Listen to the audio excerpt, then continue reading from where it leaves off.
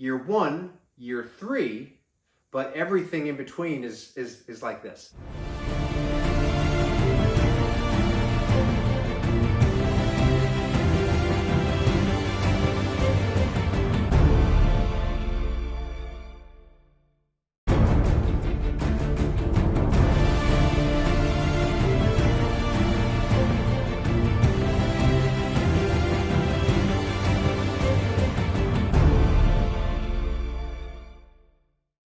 Hey everyone, Andrew here, Melbourne Superman, and I wanted to come on and talk a little bit about New Year's resolutions. New year, new me, all that kind of stuff.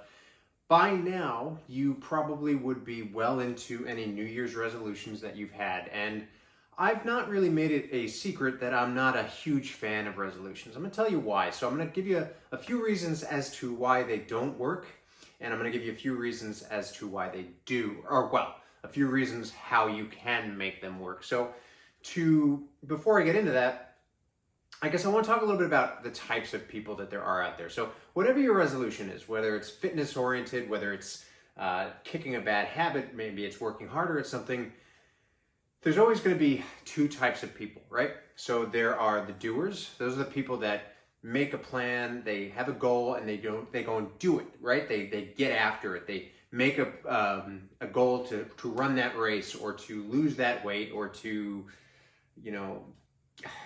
whatever it may be. And then there are people who are watchers. So the people that always want to do these things. They're like, oh, I really want to do that, and they procrastinate. Yeah, I want to race. I want to go run a marathon, or I want to go start going to the gym. And they constantly say, yes, I'll do it Monday. I'm going to start Monday. I'm going to start the new year. And that's part of the reason why I don't like New Year's resolutions, is because it puts the importance off, right?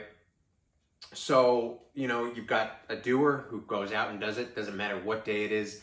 They could mess something up on their diet or something. Like, for example, if you're a watcher and you do start to clean up your diet, your nutrition, and you have a cheat day or a cheat meal, it's like, well, a watcher, a person who doesn't fully commit but just watches and has all the right things to say, a watcher will, well, I've had a bad meal. I might as well, the rest of the day is shot anyway, so I might as well, have a bad day and just eat more junk food. Well, it's Thursday. I might as well just finish off the week with junk food and start again on Monday. Whereas the doer will have a bad meal or a bad day, and they'll pick it right up off the bat, right? So it's like, all right, well, I've had a bad meal. Okay, got to get right back on track, because that takes discipline, it takes consistency, and it takes hard work, right? So we'll get into this. All right, so the 4 reasons why I don't believe that New Year's resolutions work. Number 1, so I've already spoken a little bit about this, lacking importance. So the very nature of a New Year's resolution is putting off a goal.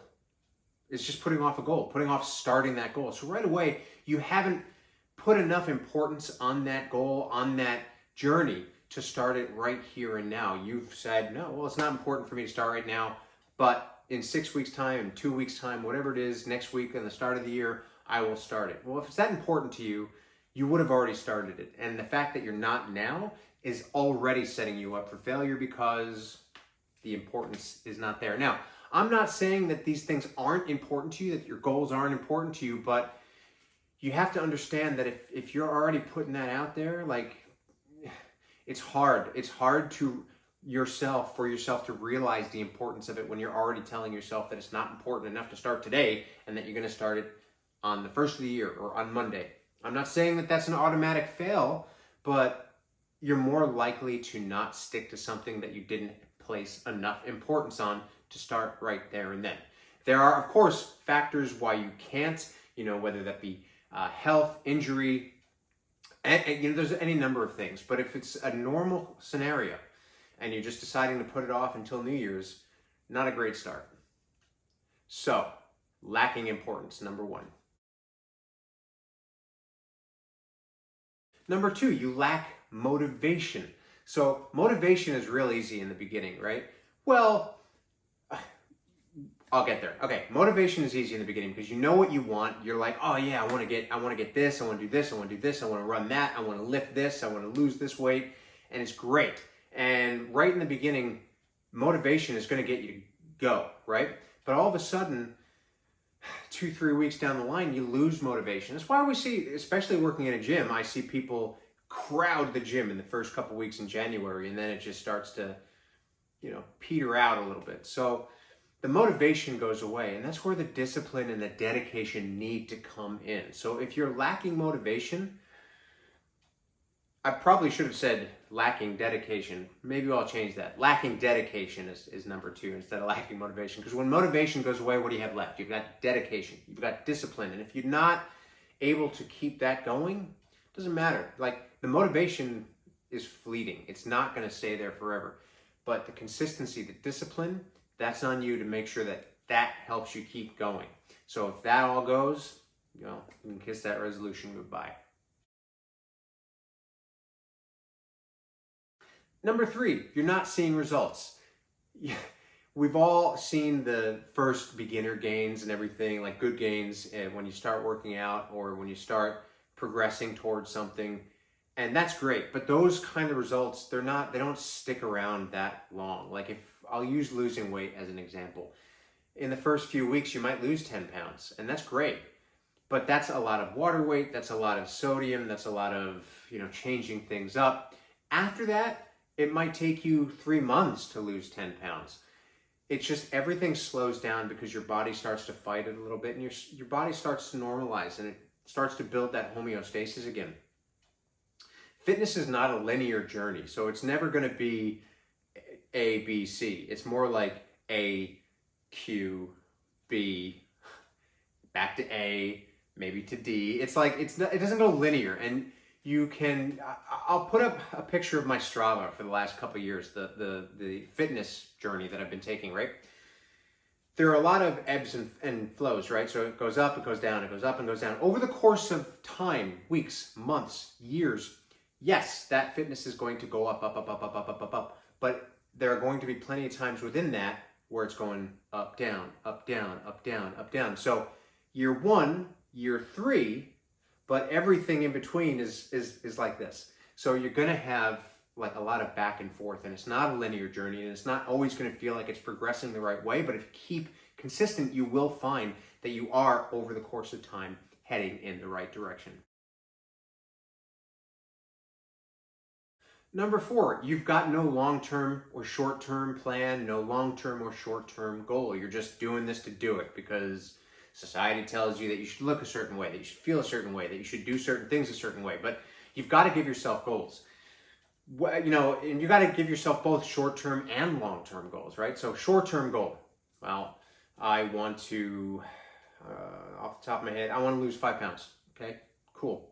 Long-term goal, I want to keep that weight off and then maybe run a race. That's a short and long-term goal, right? The short-term goal is the weight. The long-term goal is keeping it off and using your newfound fitness for something. I don't know, 5 pounds isn't that much. Maybe I should have said 20 pounds, whatever. But you've got to have those goals, and you've got to keep building on those goals. Because what happens when you get to that race or you've lost that weight?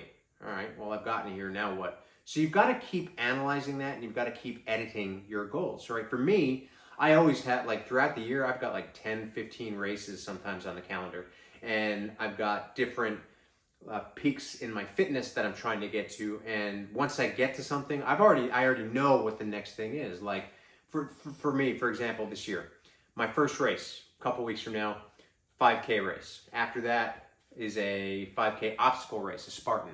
That's, both of those things I'm hoping to PR. The Spartan race, I'm hoping to podium or at least PR. After that, I'm doing another 50K.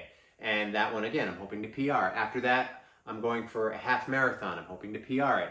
After that, I'm going for a full marathon. I'm hoping to PR it. So like there's always, and those are very different types of races. 5Ks, obstacle course, 50K, half marathon, marathon, and anything in between there.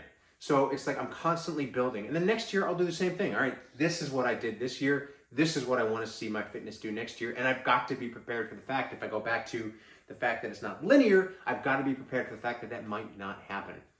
I might not PR any of my races this year, but I know that I have PRs in me. I've done them, and I'm working for a certain period of time. And I know that if I don't necessarily PR one race this time, next year or next time, certainly could happen as long as I stay consistent. And number 5, you don't have a why. A why is very important. You have to have a why whenever you're setting a goal, whether it's fitness related, work related, whatever it is. You have to have a why, right? So my goal is to run a race. And that's great. That's a great goal. But you've got to have more than that. Because like I said before, once you get to that race, if you've got nothing else, sure, you can make another race, but it does get boring. You've got to have a bigger picture. I shouldn't say it gets boring. I race all the time. It never gets boring. It is exciting. But you've got to have a bigger picture. What's your goal? I want to run a race. What's your why? I want to live a healthier lifestyle that I can be healthy for my kids, my family, or just feel generally better about myself every day. One of my clients, you know, I hope he doesn't mind that I'm mentioning his name right now. One of my clients, Mike, he's got an amazing fitness journey behind him, and he has decided that one of his whys, you can have multiple whys, is to help others on their journey, and that's great. That's so much bigger than just a singular goal. That's his why, is that, yes, of course, he's doing this for him, but he wants to help others find their reasons and their fitness and their health and their better lifestyle, and that's a great why. So you've got to find a why that works for you, that's going to take you bigger and further than just a long or short-term goal. All right, so those are all the reasons why resolutions don't work. Well, there's more reasons why they don't work, but those are the most popular ones that I have found. Why I don't like resolutions, why I think resolutions are setting you up for failure. And generally when you're setting out goals, those are some of the reasons that are going to stop you and, stop you dead in your tracks anyway. So those are all things, whether it's a resolution or whether it's a new journey that you want to take, those are some things that you can really think about. So now we're going to get into the reasons why or how you can make your resolutions or your journeys more successful. So number 1, have a long-term goal. Have a short-term goal. What's your short-term goal? Is it that race? Is it that 5K? Is your long-term goal the marathon? Is your long-term goal being able to run every day without injury? Is it being able to not have to rely on counting calories and all this and that? I'm not a huge fan of counting calories anyway, unless I'm trying to do something specific. Right now I kind of am. I'm not being very specific with it, but I have an idea because I am trying to lean out. But you want to get to the point where, yeah, man, a long-term goal, I don't want to have to worry about what I'm eating all the time. I just want to know that it is part of my lifestyle that I eat healthy, and every now and then if I want to have a treat, I will. And it's not going to throw me off the rails. So you've got to figure out what those short-term and long-term goals are and really, really play them out and just go through them. Don't just, put them out there and never think about them again. Like, stick to those goals. Like, if you've got a short-term and long-term goal, that's your path. Go towards your path. Don't let anything sway you. Got to have your why. Number 2, this probably should be number 1, but you got to have your why. So figure out what that is. I don't need to really talk too much about what a why is. I've just talked a little bit about what it is, but figure that out. That's got to be that should be right at the top of the list. Have your why. So figure out what your why is and go from there. Number 3, have a plan. Plan everything out. And I'm talking if you need to write everything out, write everything out. Figure out what your training block looks like. All right, I have 3 days a week I can train. I have 4 days, I have 5 days a week I can train, whatever it is. And then base your week off of that. Figure out what your goal is and work backwards. Look what your goal is, right? Do you want to quit smoking? All right, well, are you going to quit cold turkey? If so, what's that look like? Are you going to gradually quit? If so, what's that look like? Plan it out, write it down. I'm going to go from a pack a day to half a pack a day to quarter of a pack a day to 1 a day, and write it down and stick to it no matter how hard it gets, because it will get hard. I promise you it will get hard. There are going to be moments, especially if you're doing something like fitness and nutrition, that it's going to be hard as hell. Like, you're going to get to that point where you're like, God, I really want that cupcake. I want that pizza. I need. I don't want to go to the gym today. I just want to have some damn pancakes. And it's going to be hard to fight that off. But the more you can do that, the easier it'll get. The more habitual it will get. And the more you give into it, the more that you do get that pizza or skip that workout or quit that workout, the easier that will get as well. So you got to figure out what your plan looks like and what it's like to stick to it, even though it's going to be hard, so that you can set yourself up for success.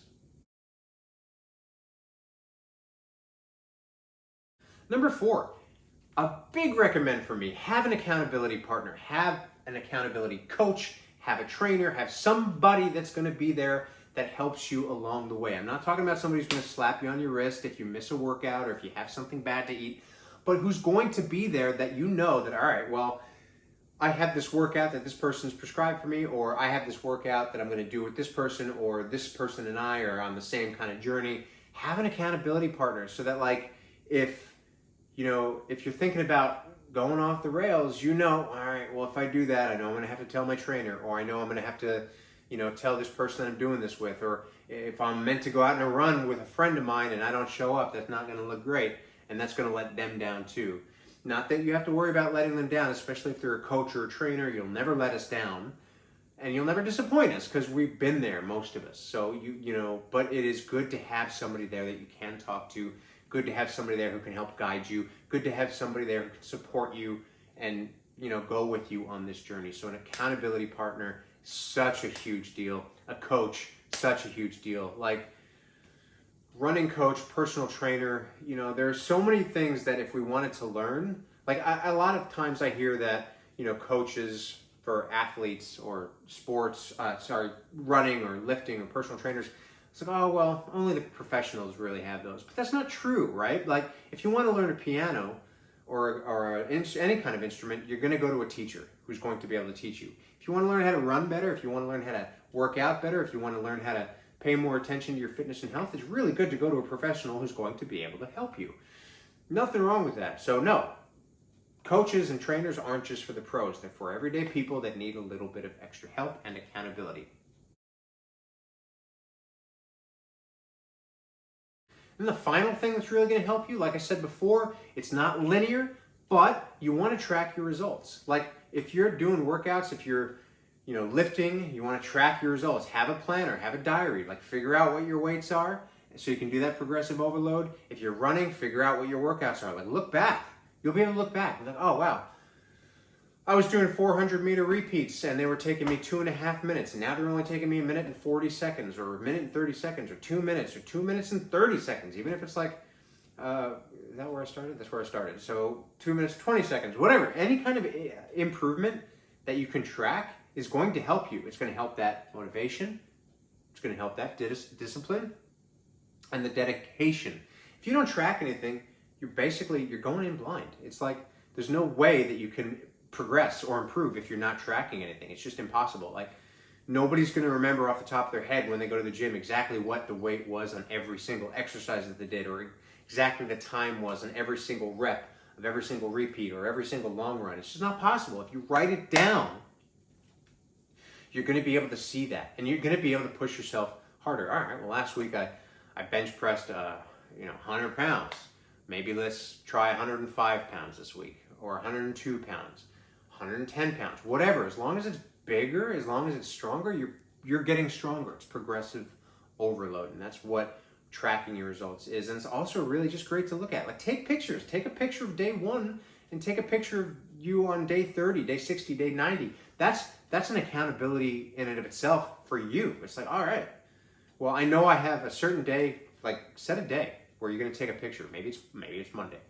I know I have a certain day, I'm going to take a picture without a shirt on, see what my progress is, and understand that the results aren't going to blow you away. Over time, though, you look at day 1, you look at day 100, you look at day 1, you look at day 300, you look at year 1, you look at year 12. Here's a picture of me 15 years ago, and here's a picture of me, excuse me, side by side just last year, right? That is that's a big change, you know, and there was a lot in between that. That was one version where I was closer to the anorexic version of what I used to be. And then in between that, there was a lot of morbidly obese stuff. Like I ballooned from 140 pounds all the way up to 240 pounds throughout my life. And now I'm a solid, healthy, consistent about 180. And that picture, it's just kind of like two ends of the spectrum. But it's like you can look at that from 15 years ago and you can look at it, that journey, and say, wow, that didn't happen overnight. But there was enough consistency in there that it led to a really cool result. So those are some of the reasons and ways to help you on your journey. And just understand that everybody's journey is different. It's not going to be easy. It's not going to be fun sometimes, but it is going to be worth it if you stay consistent. So just remember, if you ever need any help, if you ever need a trainer or a coach, you can always contact me. I am taking on new clients at the moment, so if you're interested, let me know. Write to me, Melbourne Superman on Instagram, melbournesuperman@gmail.com. If you're interested in hiring a trainer or a coach, I'm here. And if you have any questions on anything, but just remember, stay consistent, stay disciplined, have your goals, and stick to them. So look, thank you so much for watching this video. I really hope to catch you next time.